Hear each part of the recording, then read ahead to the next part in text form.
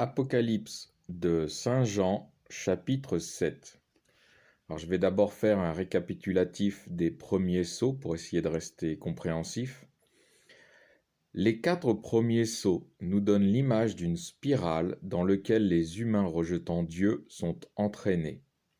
C'est aussi au travers de cette spirale d'humanité perdue que Christ achève la récolte des justes ou des saints de Dieu. Le 5e sceau parle du temps accordé par Dieu pour compléter ou marquer la totalité des humains qui bénéficieront de la promesse du royaume céleste. Le 6e sceau possède 2 visions.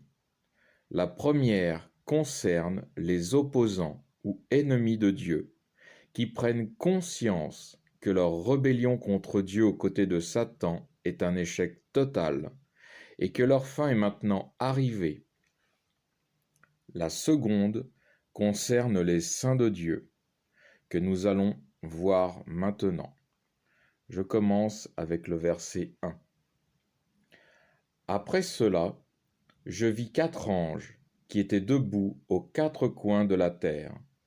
Ils retenaient les 4 vents de la terre, afin qu'aucun vent ne soufflât, ni sur la terre, ni sur la mer, ni sur aucun arbre.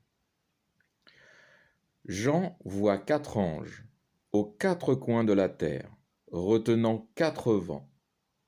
Les 4 coins de la terre représentent la totalité de la planète. Les 4 vents, c'est l'enlèvement des saints.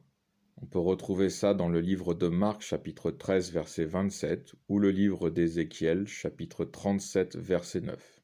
Il y en a encore d'autres, mais j'ai mis que cela. La Terre représente la société dans laquelle l'humanité évolue. On peut également le retrouver dans le livre de Matthieu, chapitre 6, verset 10, et 1 Samuel, chapitre 2, verset 8. La mer représente les peuples. Là encore, on peut le voir dans le livre d'Isaïe, chapitre 17, verset 12. Et les arbres représentent un humain individuellement. En Psaume, chapitre 1, versets 1 à 3. La mer, la terre et les arbres représentent la globalité des humains et leur société. Quel que soit le rang social, la nation ou la fonction qu'ils occupent au sein de la société humaine, c'est un ensemble. Je poursuis, verset 2. Et je vis un autre ange qui montait du côté où le soleil se lève, tenant le sceau du Dieu vivant. Et il cria d'une voix forte aux 4 anges, à qui il avait été donné de nuire à la terre et à la mer, en ces termes: Ne faites point de mal à la terre, ni à la mer, ni aux arbres, jusqu'à ce que nous ayons marqué du sceau sur le front les serviteurs de notre Dieu. Jean a une autre vision. Elle concerne le même événement, mais avec une vue quelque peu différente, et qui apporte des précisions. L'enlèvement des saints est retenu par Dieu, jusqu'à ce que la totalité des saints soit marquée du sceau de Dieu sur le front.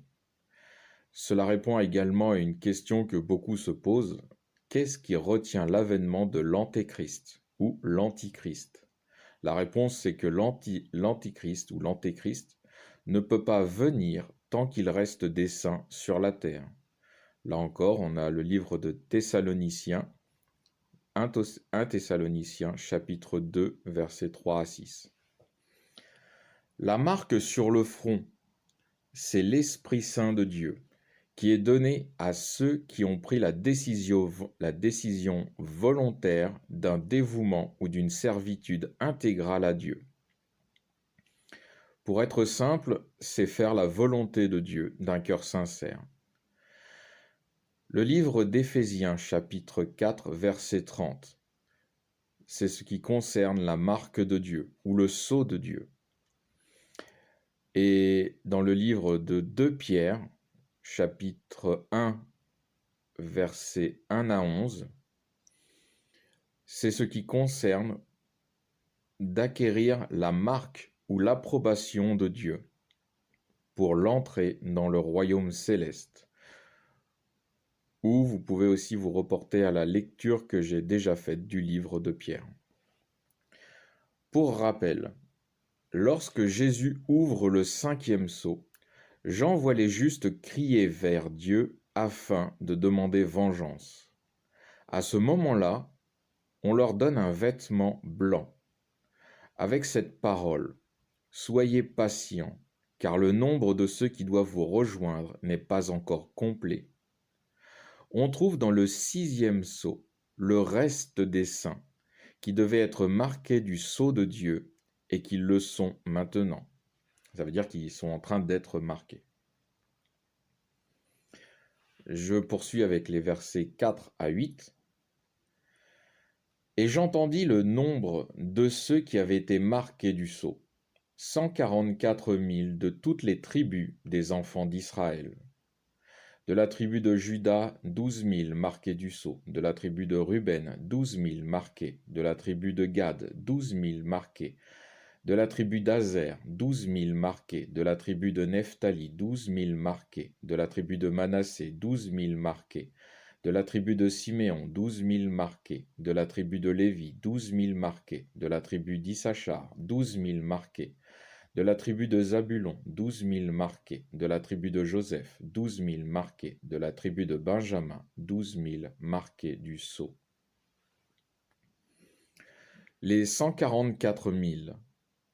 Ce chiffre représente la totalité des saints ayant reçu le sceau de Dieu pour l'accès au royaume céleste. Cela va du juste Abel, passant par Abraham, Moïse, les apôtres de Christ, et finissant par le dernier être humain marchant avec Christ sur la terre. Ce chiffre est symbolique. Il représente la totalité des saints, avant Christ et après Christ, qui régneront avec Christ pendant les 1000 ans. Je poursuis, verset 9.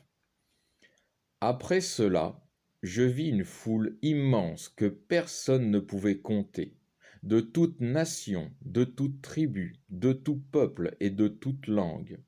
Ils étaient debout devant le trône et devant l'agneau, vêtus de robes blanches et tenant des palmes à la main. Et ils criaient d'une voix forte, disant: « Le salut vient de notre Dieu qui est assis sur le trône et à l'agneau. » Et tous les anges se tenaient autour du trône, autour des vieillards et des 4 animaux, et ils se prosternèrent sur leurs faces devant le trône, en disant: Amen, la louange, la gloire, la sagesse, l'action de grâce, l'honneur, la puissance et la force soient à notre Dieu pour les siècles des siècles. Jean a une autre vision. On est toujours avec les saints de Dieu. Ils sont maintenant au complet, tous revêtus de robes blanches, qui symbolisent la sainteté et la pureté. Ils ont accès dorénavant devant Dieu le Père et devant le Christ. Il y a à ce moment-là une grande réjouissance et de grandes gloires et louanges rendues à Dieu. Je poursuis verset 13. Alors un des vieillards prenant la parole me dit: « Ce que tu vois revêtus de ces robes blanches, qui sont-ils et d'où sont-ils venus ?» Je lui dis: « Mon Seigneur, vous le savez. » Et il me dit: « Ce sont ceux qui viennent de la grande tribulation. Ils ont lavé leurs robes et les ont blanchies dans le sang de l'agneau. C'est pour cela qu'ils sont devant le trône de Dieu et le servent jour et nuit dans son sanctuaire. Et celui qui est assis sur le trône les abritera sous sa tente. Ils n'auront plus faim Ils n'auront plus soif, l'ardeur du soleil ne les accablera plus, ni aucune chaleur brûlante, car l'agneau qui est au milieu du trône sera le pasteur et les conduira aux sources des eaux de la vie, et Dieu essuiera toute larme de leurs yeux. Un des vieillards va révéler à Jean la vision qu'il vient d'avoir sur cette grande foule. Nous avons ici la récompense de tous les saints, ceux qui sont restés fidèlement attachés à Dieu, quelles que soient les épreuves de la vie et imposées par le diable. Ils ont maintenant l'assurance de vie éternelle dans les sphères célestes, auprès de Dieu et de Christ pour l'éternité. Pour ce groupe-là, c'est terminé. Les souffrances endurées pendant leur existence humaine n'existeront plus. Ils sont sauvés définitivement. Fin du chapitre 7.